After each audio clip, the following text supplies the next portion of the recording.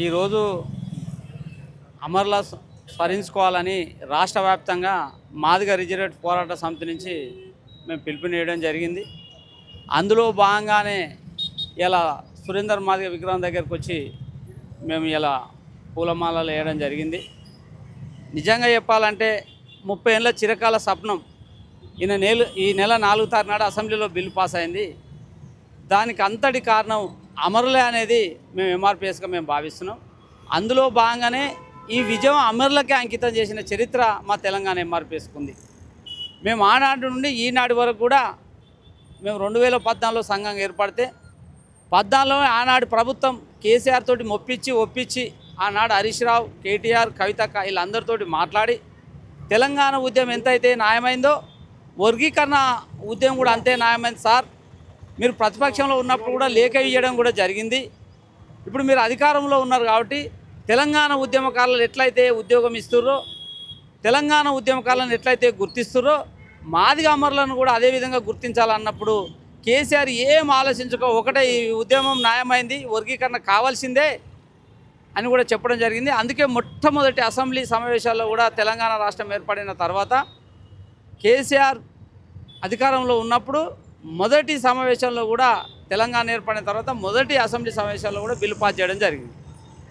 అట్లాగే మా అమరులను కూడా గుర్తించి ఆనాడు రవీంద్ర భారతిలో 11 మంది అమరులను 14 మంది అమరులను గుర్తించి 14 మందికి ఆర్థిక సాయం చేసి, అది ప్రభుత్వ పరంగా ఇండివిజువల్ కాదు, ఉద్యమాన్ని గుర్తించి ఈ దండోర ఉద్యమాన్ని గుర్తించిన ఘనత కేసీఆర్కు ఉంది. ఈనాడు కూడా ఈ ప్రభుత్వము చేసినందుకు కూడా రేవంత్ రెడ్డి గారు కూడా మేము ధన్యవాదాలు తెలుపుతున్నాము. ఎందుకంటే ఇది మర్చిపోలేని రోజు, ఇవాళ అమరులను స్మరించుకునే దినం. ఓ విధంగా చెప్పాలంటే మాదిగ జాతికి ఇది ఒక పండగ వాతావరణం. ఎంతోమంది త్యాగాలు ఉన్నాయి, ఇంట్లో ఎంతోమంది బలిదానాలు చేసుకున్నారు ఉద్యమం కోసం. ఎట్లా చనిపోతప్పుడు కూడా వీళ్ళు వీరమరణం ఎత్త పొందినారంటే చనిపోతే ఏదో పెట్రోల్ పోసుకోనో లేకపోతే ఇంకేదాను ఒక యుద్ధంలో ఈ దేశం కోసం ఎట్లయితే సైనికులు పోయి బార్డర్లో యుద్ధం చేస్తారో తెలంగాణ కోసం కూడా గాంధీ భవన్లో ఇచ్చిన మాట నిలబెట్టుకోలేదని ఎంఆర్పిఎస్ ఉద్యమంలో ఇచ్చిన మాట ఈ ప్రభుత్వము నిలబెట్టుకోలేదని సోనియా గాంధీ ప్యారడే గ్రౌండ్లో 27 తారీఖు నాడు వస్తే ఆ మీటింగ్ను అడ్డుకున్నాడు. దానికి నిరసనగానే 30 తారీఖు నాడు ఇక్కడ జరిగింది. 1 తారీఖు నాడు చనిపోయిన చరిత్ర మన కళ్ళ ముందు అందరూ తెలిసింది.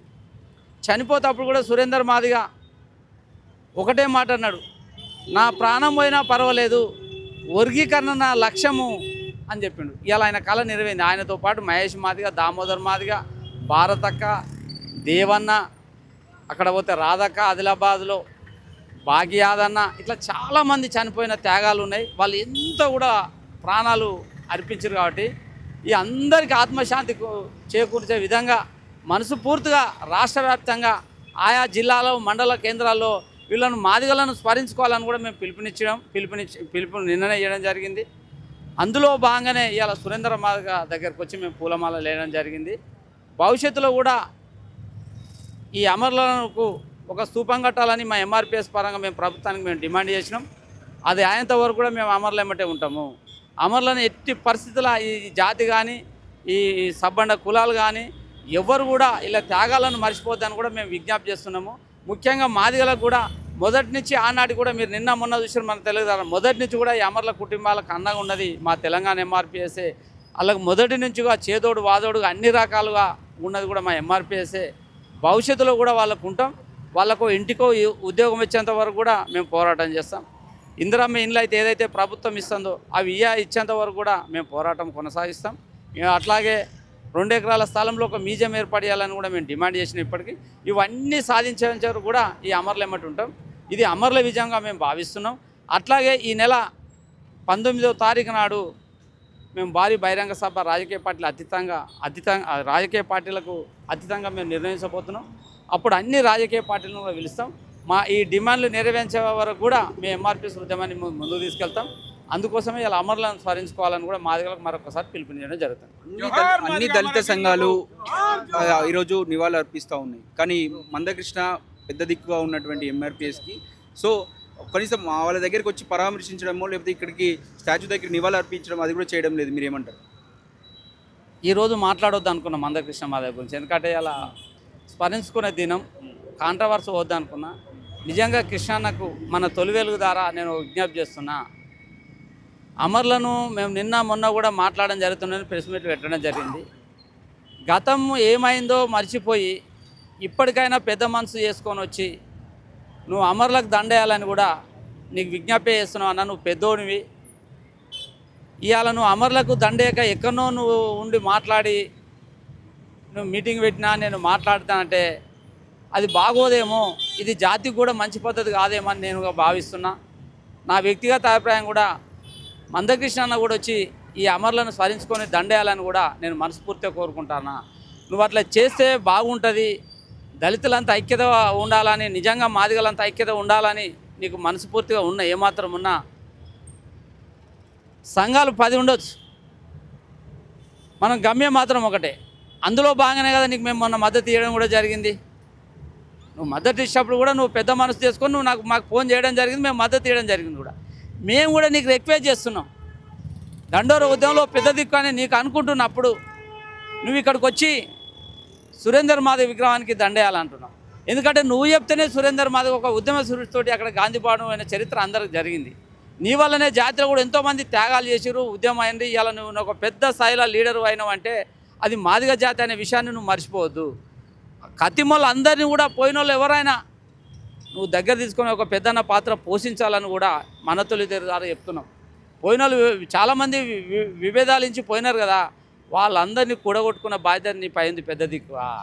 అది నువ్వు కూడగొట్టుకోకపోతే నీకే నష్టం. అది ఇప్పటికైనా ఇక్కడ ఉండి ఈ విగ్రహం దగ్గర ఉండి ఇవాళ అమరుల సంస్మరణ దినం కాబట్టి నిన్ను ఏమాత్రం విమర్శించవద్దు అనుకుంటున్నావు. కాబట్టి దయచేసి ఇప్పటికైనా నువ్వు సాయంత్రం వరకు వచ్చి నువ్వు అక్కడ ఆర్ట్స్ కాలేజ్ మీటింగ్ పెట్టినా, ఇంకెక్కడ మీటింగ్ పెట్టినా, ఇది మన చిరకాల స్వప్నం వర్గీకరణ జరిగింది.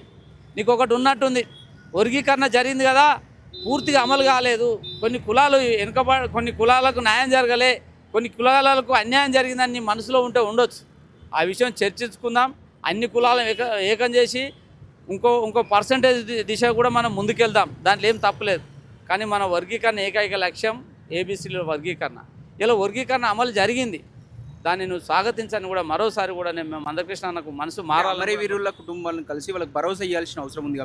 మేము ఉంటాం అన్నట్టు మేము నిన్న కూడా చూసారు. మేము అమర్ల వీళ్ళని కలిసినాం. ఇప్పుడు కూడా వాళ్ళు ప్రెస్ మీట్ ఉంటుందా పెట్టని ఈరోజు దండేసినాం.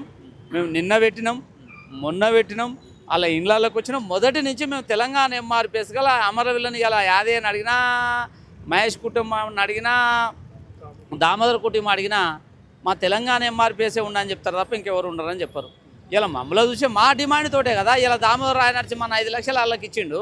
మా డిమాండే కదా. మరి మొట్టమొదటి వాళ్ళు ఎందుకు ఎత్తుకోలే? మేము 4వ తారీఖు నాడు అసెంబ్లీలో బిల్లు పాస్ అయింది. 5వ తారీఖు నాడు అమరులకు అంకితం ప్రకటించినాం. 7వ తారీఖు నాడు అమరుల కుటుంబాల దగ్గరికి వచ్చినాం, మోతిపల్లి నరసింహలను తీసుకొని. 9వ తారీఖు నాడు మహేష్ కుటుంబానికి వెళ్ళినాం. అంటే 10వ తారీఖు నాడు ఆదిలాబాద్ రాధక్క కుటుంబానికి వెళ్ళినాం. ఈ విధంగా చేసటం వల్లనే మేము 1వ తారీఖు నాడు కూడా అమరుల సంస్మరణ సభ పెడితే నేను కొంత ఫాలోఅప్ చేస్తున్నాను తమ్మి. దీన్ని ఖచ్చితంగా ముందుకు తీసుకుపోయే దిశగా మేము ప్రయత్నం చేస్తున్నాం. కొంచెం ఆగంటే కూడా కొన్ని పెద్ద మనుషులు కొంతమంది చెప్తే కూడా అరే టైం వాళ్ళకు కూడా ఇవ్వాలి కదా అని ఎమ్మటెమ్మటే మేము ఏమంటారు చూడు మెడ మీద కత్తి పెట్టి ఎమ్మటే కావాలన్నట్టు ఉండదు. మేము సమయం పాటిస్తాం కాబట్టి అమరులకు న్యాయం జరగాలి అనే ఉద్దేశంతో ఉన్నది. ఇవాళ మా డిమాండ్ ఫలితంగానే ఇవాళ 5 లక్షలు అయినాయి. రేపు ఈ 5 లక్షలతో కాదు, ఇంటికో ఉద్యోగం వచ్చేదాకా మేము కొట్లాడతాం ప్రభుత్వంతో. వాళ్ళకి డబుల్ బెడ్రూమ్లు ఇచ్చేదాకా మేము కొట్లాడుతూనే ఉంటాం. అట్లాగే అమరుల స్తూపం గట్ట ఇచ్చేంత వరకు కొట్లాడతాం. మేము మొట్టమొదట మేమే ఈ డిమాండ్ని ఎత్తుకున్నాము, ఎవరు ఎత్తుకోలే ఈ రాష్ట్రంలో. కాదని చెప్పమనండి. సుప్రీంకోర్టు ఆగస్టు 1వ తారీఖు నాడు కూడా అనుకూలంగా తీర్పిచ్చిన రోజు కూడా మేము ప్రకటించినాం ఇది అమరులకే అంకితం అన్నది. మేము 19వ తారీఖు నాడు కూడా లాఠీ దెబ్బలు తిన్న వాళ్ళు ఎంతమందిరు, జైలు పాలైన ఎంతమందిరు, వీళ్ళందరూ కూడా సన్మానం చేస్తాం మేము. ఈ అమరులతో పాటు ఈ అమరుల కుటుంబాలతో పాటు కతిమ్మ దెబ్బలు తాకిన కుటుంబాలు ఉన్న ఉద్యమంలో ఎవరైతే కీలక భూమిక పోషించిన ఎవరైతే వ్యక్తులు ఉన్నారో వాళ్ళందరినీ కూడా సన్మానం చేస్తాం.